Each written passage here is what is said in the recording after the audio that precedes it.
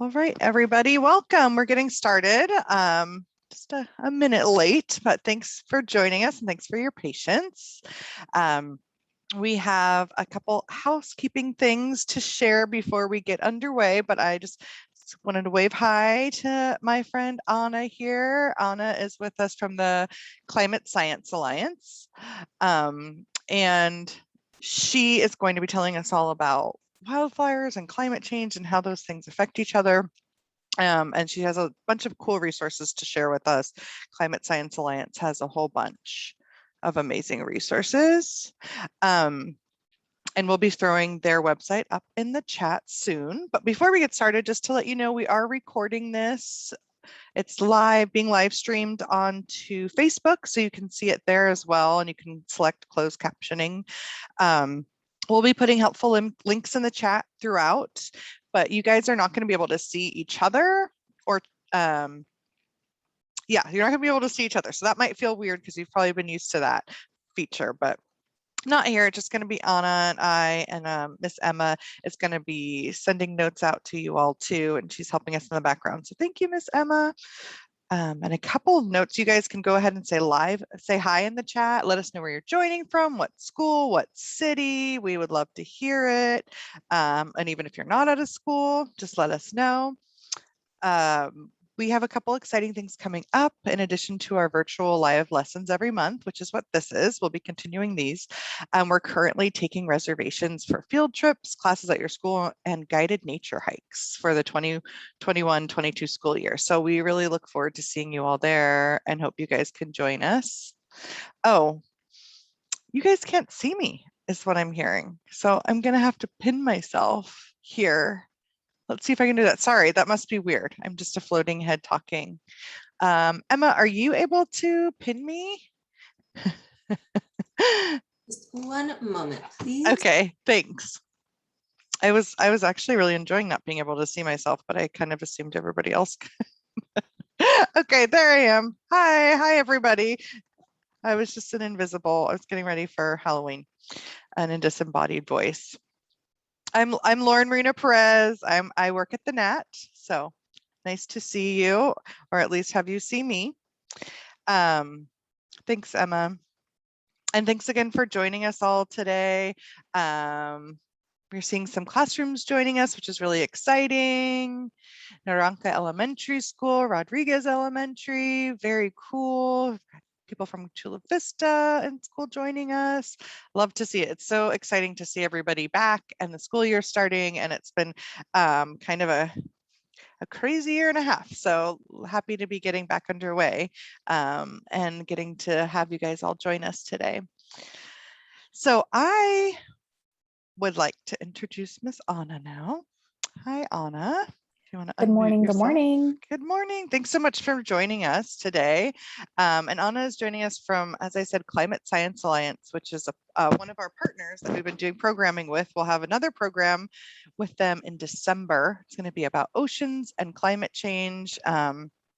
And they are the experts in climate change, and they have a bunch of amazing resources, as I mentioned, and that are in the chat to check out and help us all learn a little bit more about climate change and what we can do to help climate change, help reverse it. How are you doing today, Anna? I'm doing really well. I'm excited to be here. Like you said, Lauren, we're transitioned back to the school year. I'm sure it's been so different and maybe a difficult transition. So we really appreciate you guys joining us today and diving into this topic of wildfires and climate change. So that's what we're going to be chatting about today. And throughout our discussion, we are going to be using some polls to ask you a few questions. So Lauren will be throwing those up onto the screen, and I'll give a little bit of extra time since we have some classrooms joining us. Might be maybe a little bit of a challenge to pick which answer your entire class wants to go for. But maybe as an alternative, you can write down your own answer. For example, if it was like, I want answer A, but my friend next to me thinks answer B is correct. Maybe you can keep a little mental note of that. So we'll just be creative, and I'm excited to see your guys' responses throughout our time together today. So, and also if you guys put any sort of comments or questions in the chat, we will most likely get to them at the end of our discussion and time together today. However, Lauren, please feel free to jump in since it's a little bit hard for me to keep track of the chat as I'm sharing information. So if there's any really pertinent questions that come up, feel free to just hop right in, and I'd love to share those with everyone. Awesome. Okay, so to start our conversation, our discussion about wildfires, first we should define what wildfires are. So simply put, wildfires are an uncontrolled burn that burns wildland vegetation, so natural vegetation, and it's often in rural areas. And wildfires aren't centralized just to Southern California. They can burn in forests, in grasslands, shrublands, and other ecosystems. And they've been a part of the ecosystem for millions of years. So they're not limited to a particular environment. But what I want to know is, now that we are a little bit more familiar with what wildfires are, is what do you think causes them? And how do they most often start today? So how do wildfires most often start today? Lauren, thank you for throwing up that poll. I'll give it a few seconds. So we have some different options. Yeah, and I Do we see think people it's answering here. Yeah, thank you. Appreciate that. Do we think it's lightning? Do we think they're human created? Volcanoes, meteors, spontaneous combustion? What are we thinking? I'll give a couple more seconds, because I think there are a few more participants that might be deciding on their answers. So wildfires, as I'm going to give it just probably about 15 more seconds. So we know that wildfires are these uncontrolled burns that are happening in our ecosystems. And today, I believe that we have some friends joining us from schools in Tijuana. I'm going to specifically be talking about the behavior of fire in Southern California ecosystems, because fire behaves and reacts differently in different areas. So just a little bit of context. All right. And I have Miss G's 5th grade class is also saying we had 13 votes for humans and 5 for spontaneous combustion, which awesome. I'm kind of a fan of spontaneous combustion myself, I have to say. Awesome. That's a really good idea. Thank you to Miss G for differentiating those votes. So if any other classrooms want to go that route, feel free to do so. I love hearing that. And if we want to close the poll, and then we can look at our results. Alrighty. Okay, so I think you guys can see the results on your screens, and it looks like a majority, so just about 70% of people who gave their feedback believe that wildfires are most often started by humans or human activities, something related to humans. The second most picked option was lightning, and the third was spontaneous combustion. So bravo to you guys, claps all around, who picked human created. They're most often wildfires are started by humans or human activities. And I'm going to go ahead and move on to my next screen. Thank you guys so much for participating in these polls. I love seeing and hearing what knowledge you guys have and some things that we can learn together. So going a little bit more into how wildfires start, they can start from a natural occurrence. Like some of you who pick lightning, absolutely wildfires can start from lightning, but right now they're most often caused by people. So like I said, wildfires can begin with a spark from a natural occurrence like lightning. And weather conditions play a really big role in how wildfire grows, such as wind, if you guys are familiar with Santa Ana winds. High temperatures, little rainfall can all leave trees, shrubs, and fallen leaves and limbs dried out, and that can make wildfire conditions more probable or maybe more severe. And also topography, so like the shape of the land, if we have lots of hills and mountains, plays a really big part in wildfire behavior as well. Flames tend to burn uphill faster than they burn downhill. And now that we know a little bit more about natural occurrences as wildfire, I wanted to talk about human-caused wildfires, whether that's a direct action or an indirect action. And what I mean by that is different human activities. So like a cigarette butt that was maybe tossed out of a car window to the side of the road, malfunctioning electrical equipment like power lines that I have over here on the right side of the screen. Sometimes, especially when it's really windy, power lines can smack together and create a spark, which will lead to wildfire. So that's more like or can lead to wildfire. And so that's more like an indirect human cause. It's not someone's action necessarily that caused the wildfire, but something that humans built. And here I have another little example on the left side of our screen, which is campfires that were poorly extinguished. So let's say you're going camping or something along those lines, and the campsite fire wasn't put out correctly. It wasn't extinguished fully.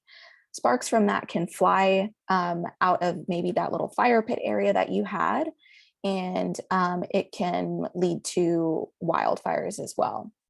So looking at all of the wildfires in the US, it's approximate that about 85% of them are caused by humans and human activities. So that's a lot of wildfires being connected to people.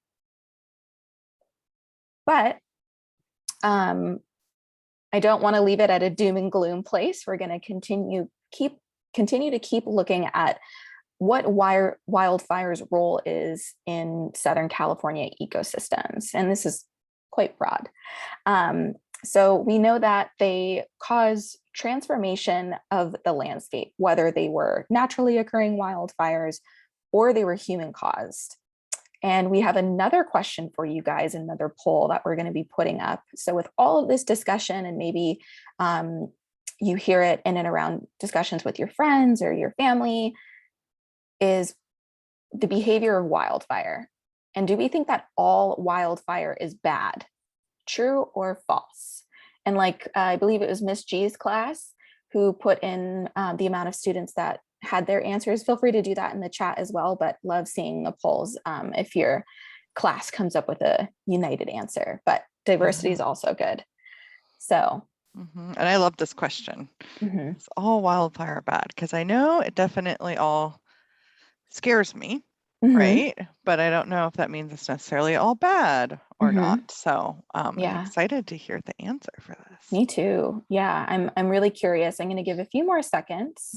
I think there are some participants. If you want to go ahead and click or put in the chat, if you think the statement, all wildfire is bad, if you think that's true or false. And again, we really appreciate you guys coming in with all of these responses.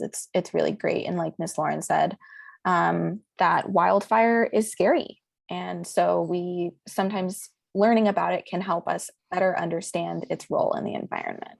Yeah. And Miss G's class, again, they have shared with us, which is so cool, 14 false and 6 true. So that kind of maybe we were pretty actually tied there, and that kind of tipped the balance. Yeah. All right, let's go ahead, close the poll. Thank you to Miss G's class. You guys are working fast and hard with those responses, getting them in the chat. I appreciate it. All right. So without including the responses in the chat from Miss G, it was 50-50, but now it's probably more people put false than true. And the statement, all wildfire is bad, is false.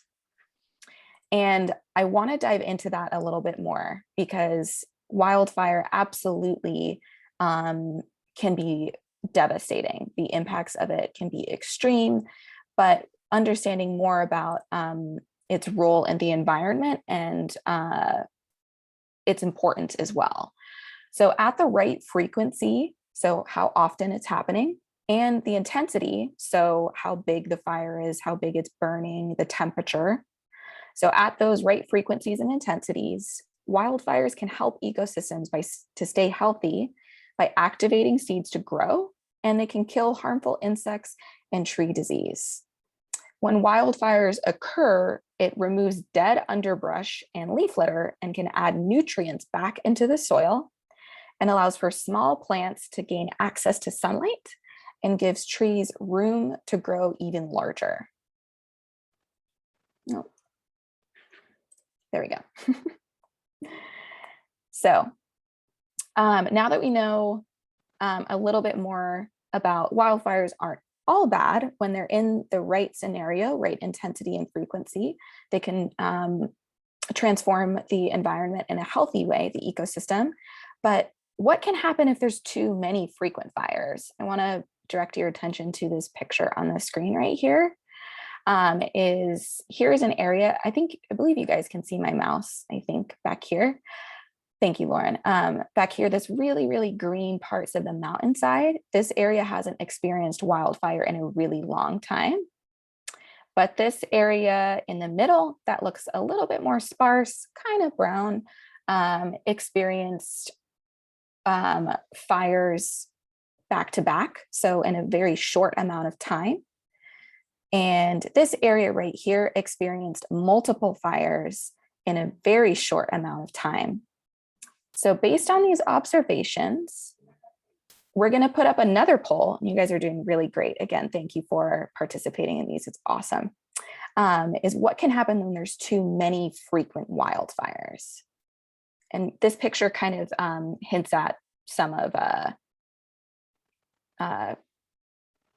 the answers for this. So we have some different options. Native plants don't have time to recover between fires. Non-native grasses can move in and change a landscape. Wildlife is put in danger. And the last option is all of the above. I think this is a very, it's a very unique picture that we have here that can give a good view on the impact of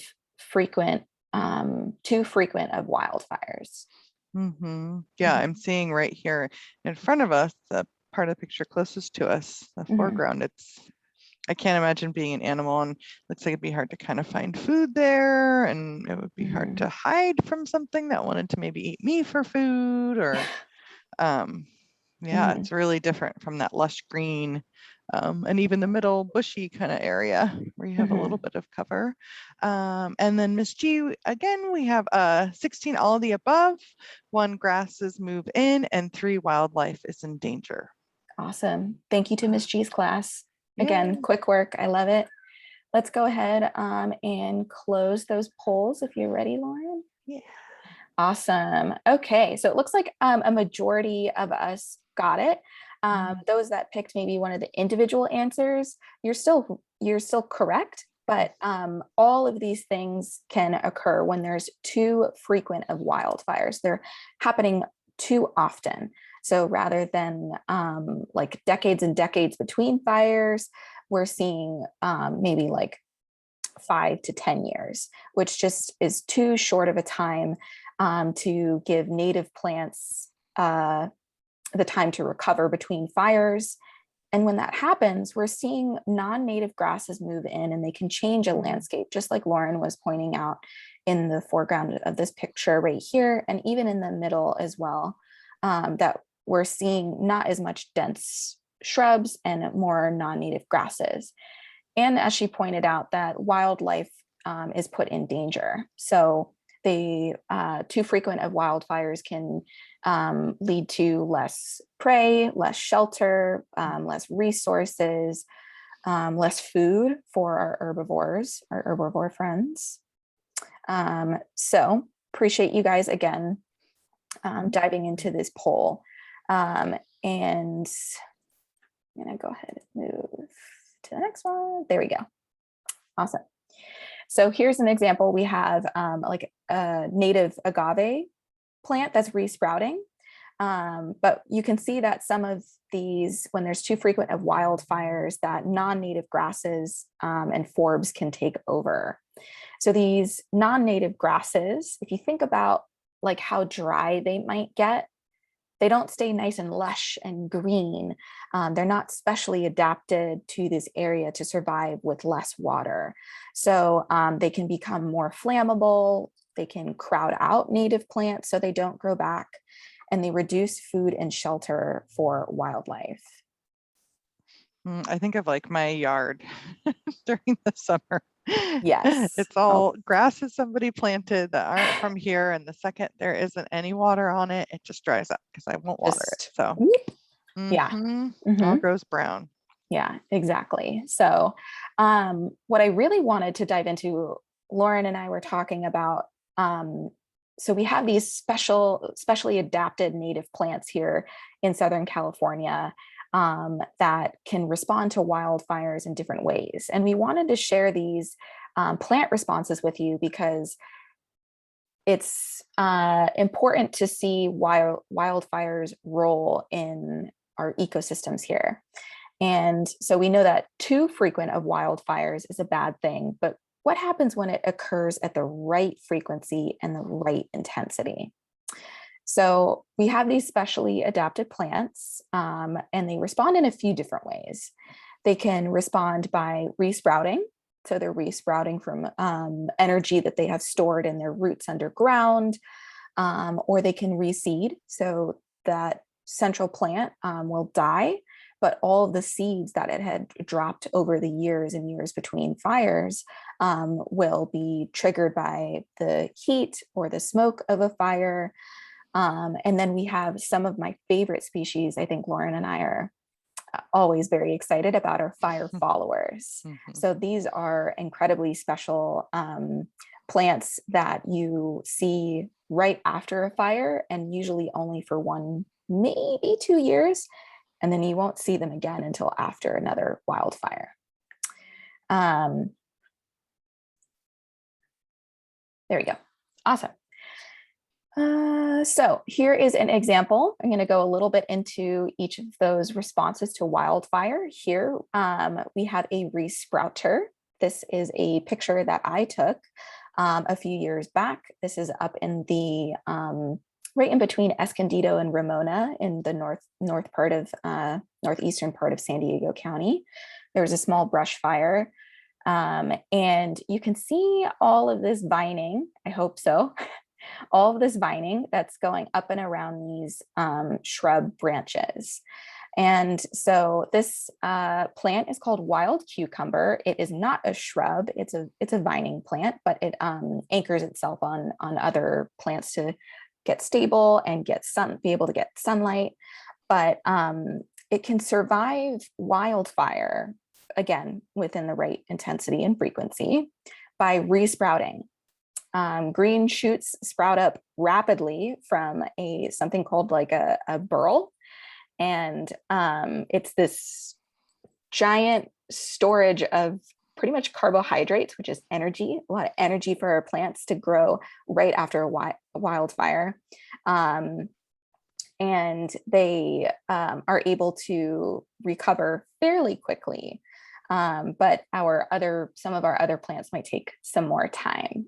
So more of our shrubby plants. And fun fact about the wild cucumber, some people also call it manroot because their underground, actually it's a tuber, sorry, their underground tuber have been found to be like massive. So like the size of a man. So that's why they're called manroot sometimes. Wow, that's so cool. That's amazing to see how it's already like this patch of green in this burned out area. Yeah, absolutely. Yeah, so it shoots up really, really fast. And you can barely see there's some flowers on there already too. So that special adaptation, being able to resprout after a wildfire is good both for plants, wildlife, soil, lots of things. And here's another resprouter. is our oak trees. We have lots of different oak tree species in Southern California. And in the right frequency and intensity of wildfire, they can survive most of them, and they can re-sprout from the stump or crown months and months later. So you can see this little green piece right here, and you can see right next to it is where it was burned. So transformation and life can continue after wildfire. And in case you're it might be difficult to picture an oak in your head, here's an example of an oak tree. Oh, and I'm seeing Miss G's class has to leave, but they're saying thank you, and they're looking forward to a recording. And yes, we will have the recording on our YouTube page and our live program page as well. So thanks so much for joining us, and we hope you enjoy the program there. Awesome. Thank you to Miss G's class. Yeah. Awesome. All right. So back to our friendly oaks. So oaks' thick fire-resistant bark protects the living tissue inside of the tree that transports water and nutrients and sugar throughout the body of the tree. And in chaparral, woodlands, and forests, oaks, they provide shelter and food to hundreds of species of creatures, from tiny fungi to large furry mammals. And oaks are a really defining feature of many landscapes in California, in Southern California. So it's incredible to see how they respond to wildfires in this way. Yeah, they're so beautiful. Mm-hmm. And the other plant response to wildfire that we're going to be talking about today is reseeding. So these plants over their lifetime will continue to drop seeds onto the ground. And when a wildfire comes through, again, I'm going to keep saying it over and over, but the right frequency, so how often it happens, and the intensity, so how hot and for how long it burns. When those wildfires come through, some of those seeds will germinate after a fire. Mm-hmm. The fire can weaken some of the seeds' protective coating, and different smoke and chemicals produced by the fire can induce seeds to sprout. So it's not only the heat and the fire itself, but it's the smoke and the chemicals that tell that seed, okay, now it's time to grow. And after the fire, a lot of shrubs and leaf litter will be removed and canopy. So new plants will have the space to grow. There will be enriched nutrients back into the soil. They'll have more access to sunlight. So it's a really impressive way, even though the quote unquote original plant may not survive, it survives on through its seeds. Oh, interesting. That's so cool. I think I went one too far. There we go. It's lagging a little bit. And here is an example of another reseeder. So you can see right next to where this trunk is, it's a burned trunk of a cypress tree, and it dropped its seeds all around it. And now that there is this free space, there's a lot of sunlight, again, those nutrients accessible in the soil, the seeds are able to sprout up and respond to these winter rains and germinate and grow back after a wildfire. How interesting. So it's kind of like makes the way for the next generation, Mm-hmm. so to speak, in a way. Yeah, definitely. And then my personal favorites, I mean, all of these are great, but are our fire follower species. So these are different types of plants and actually animals, we'll get to that as well, that you'll see typically right after a wildfire. And you won't see them again until another wildfire comes through. So here's an example of a fire poppy here on the right. And they can be abundant the first year after a fire, and then the size of their bloom diminishes until the next one. The seeds produced from this fire poppy bloom can be viable, meaning that it can grow or can sprout for many years until the next fire. I don't know if that came through clearly, but so they'll pretty much stay dormant and they'll just wait. They'll wait for their cue from the smoke from a fire. And it starts that whole process again of germination and growing up from the ground. Wow. Mm-hmm. It's so amazing how they can respond to smoke. I would never have thought. Yeah. Yeah. I can sense it. I was surprised by the smoke as well, that it's not just the fire and the heat, but that these seeds can lay dormant. So that was a lot of information. I really appreciate you guys sticking with me as we go through that. But I want to now put our knowledge to the test a little bit. And we've learned a few different ways that Southern California plants can respond after a wildfire. And I'm going to tell you how this plant called toyon responds after a wildfire. Then growing through the polling, I want you to use your newly gained knowledge to pick how we would define this plant's response to wildfire. Would it be a resprouter, which sprouts from underneath the ground, either from roots, tuber, or if it's a reseeder, so the plant dies back, but it uses its seed to continue in a new generation? Or is it a fire follower, which is a type of plant that only comes up right after a wildfire and shortly thereafter? So I'm going to read this example, and then we're going to put up the poll. Okay. After a wildfire, toyon regrows from its underground root system. Its large berries most likely burn during the fire or have been previously eaten by wildlife. And for our polling question, based on this information, is toyon a resprouter, B, a reseeder, or a fire follower, or is it both a resprouter and reseeder? And I'm going to read the example again, just to help our friends. Yeah. Because that's a lot of information. A lot of new info. Yeah. So I'm going to read it again. And if you want to wait to submit your answer, feel free to wait. After a wildfire, toyon regrows from its underground root systems.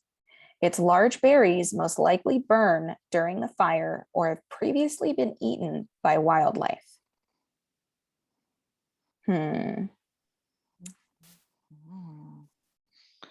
That's a tricky one. It is a little bit tricky. Yeah, I'm going to give it a few more seconds. And if you berries are where its seeds are, right? Its berries are where its seeds are, but they are likely to burn during the fire or they've previously been eaten by wildlife. Yeah, it's a good point. Awesome. Okay, I think we'll go ahead, close out the poll. Okay. If you were unable to get your answer in the poll, feel free to go ahead, drop it in the chat. So looks like we were a little bit split on whether we thought this was a resprouter, a toyon is just a resprouter, or is it both a resprouter and a reseeder? So toyons are just a resprouter. Even though they have these big red berries, they usually burn during wildfires. So that means that they'll burn completely. They don't get triggered by the smoke or the fire. They'll not be able to grow at all. And another thing about these berries is, I mean, if I was wildlife, they look pretty yummy. And they'll most often be eaten by wildlife as well. So toyon plant species relies on resprouting from its root systems underneath in the ground. Awesome. Okay. So everything above gets kind of burnt out and then they sprout out. Yep, exactly. Very cool. Exactly. Awesome. Thank you guys for participating in that one. I know it's a little bit of a tricky question. And we are we just have a few slides left. So you guys are doing really great sticking with me. And we'll have a few minutes for questions at the end as well. So I want to quickly mention that not only do plants have responses to wildfire, and they can resprout, reseed, follow fires, do all of those things, but we have different wildlife. Like this beautiful bird here is also a fire follower. It comes back into the ecosystem while it's recovering from a wildfire. And when wildflowers are really abundant, insects like to feed on them. So this bird takes the opportunity to eat a lot of these insects. It's just like the best opportunity. And they're not here year round, but they use this as an opportunity, since there's a lot of resources and maybe a little bit more easily eaten than if it was really dense with shrubs. Right. Yeah. And another example, insects are incredibly important in our ecosystems. And an example here is a fire beetle. They can detect wildfire and they fly in great numbers directly towards it, not away from it. They detect large fires up to 50 miles away. Wow. And the question probably you're thinking is, why would you fly towards a fire? Yeah. Well, these beetles' eggs and larvae thrive in freshly burned wood. And healthy trees would squash the eggs and larvae with either the trees would be growing too much or even the sap. So within the right frequency and intensity, wildlife and plant species can continue to transform and recover after a wildfire. Wow. And now we're getting to the big part of our discussion is climate change. So I'm sure you guys have heard of the phrase climate change before. If you haven't, then we're going to dive into it together and we're going to learn more about what it is and how it relates to wildfire.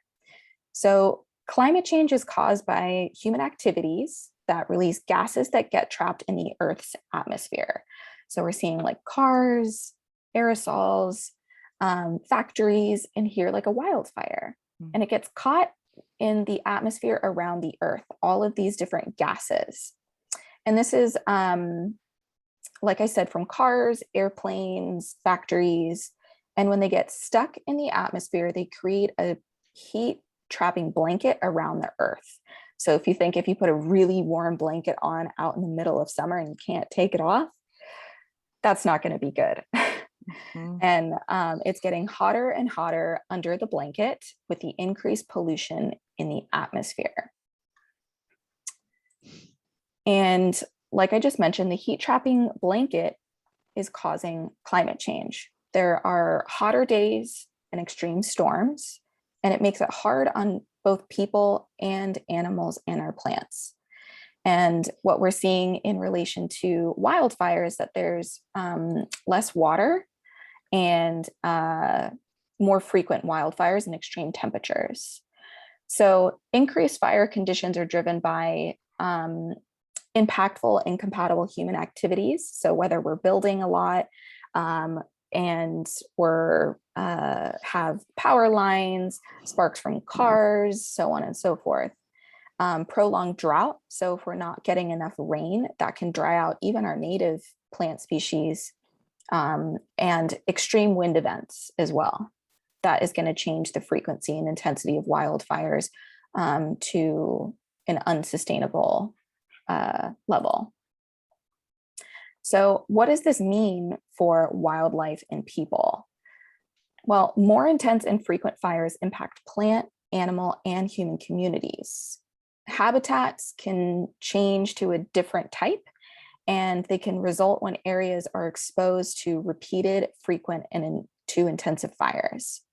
What once was maybe an oak woodland forest may be changed to a non-native grassland because the landscape cannot bounce back quickly enough before another fire hits. Okay. And we are close to the, there we go. Close to the end. You guys are doing really great. Reviewing, this was a ton of information and you guys did a great job with all of these polls. I appreciated your answers and we'll get to questions in one second. but reviewing that wildfires are an uncontrolled fire that burns in a natural space, usually rural, and they can start through a natural occurrence or human-made spark. But Southern California has specially adapted plants and animals that can respond to wildfire by resprouting, reseeding, or being a fire follower. But now we also know that climate change and increased human activities are impacting wildfire frequency and intensity, which affects both people, plants, and animals. And I want to end on that we can take actions to help local ecosystems and decrease the impacts of climate change. So we're able to stay resilient, and through careful planning and working with one another, we can help support ecosystems in their recovery after a wildfire. That makes me feel better because I always Yeah. get worried. Like, what can we do? Can we do anything? It's not too late. Absolutely. We can. Good. Absolutely. And there are different resources at our Climate Kids website, but I wanted to throw these up really quickly and I hopefully squeak in a few questions. I know I'm running up on time. Is these 10 things that you can do to help, posters that we have on how to, like I said, decreasing the impacts of climate change and helping local ecosystems. So using less electricity, saving water, recycling, and a few different tips, there we go, on how we can specifically help give wildlife a break. So that's if you're going out hiking, staying on trails, taking only pictures, not picking anything or taking anything from our wildland areas. And maybe something to dive into after our session today with your class, if you're interested, is what your climate commitment would be. We can all be a part of the solution, and I'm grateful to be here with each and every one of you today. So we're up on time. And if you have any questions, feel free to drop them in the chat. I will do my best to answer them quickly. Appreciate you guys joining us today and all of your participation. Yeah, thank you, Anna. That was so much great information. It's a lot and it's a heavy topic, but it's also really important to know how it's kind of an important part of our ecosystem and keeping it healthy and things we can do to keep it at a healthy rate. Great in size, you know. Let me see any questions. I don't see any questions coming up in the chat. I did see Miss Emma shared some resources for us. So the Climate Kids resources, there are a ton of great interactive videos and crafts and experiments and things to do on there. So I highly recommend you check that out. Tons of really cool ways to explore climate change in our region and in general. And then Miss Anna will be joining us again in December. So we're going to talk about climate change and oceans. So hopefully you can join us then. And next month we'll be looking at insects up close, insects and their relatives, scorpions, tarantulas, and then our six-legged friends, the insects. So hopefully you can join us for those. And we get ready for spooky season, though we don't think insects are spooky. We think they're cool. So very cool. Yeah. And I don't see any questions. So I guess we can get going, but you guys can always reach out to us too via our customer service line at the museum with follow-up questions, and we can get back to you as well that way. And this will be shared on our YouTube page. So you can view it there. And then, yeah, feel free to ask questions even later. They don't have to be today or right away. You can always email our customer service line. So thank you, Anna. Thanks so much for all that great information and those really cool plants and animals and their adaptations. I really loved hearing about them. Glad I was here today. Happy to be here. And we will just say with that, we'll say thanks everybody and have a great weekend. Thank you. Happy Friday. Happy Friday.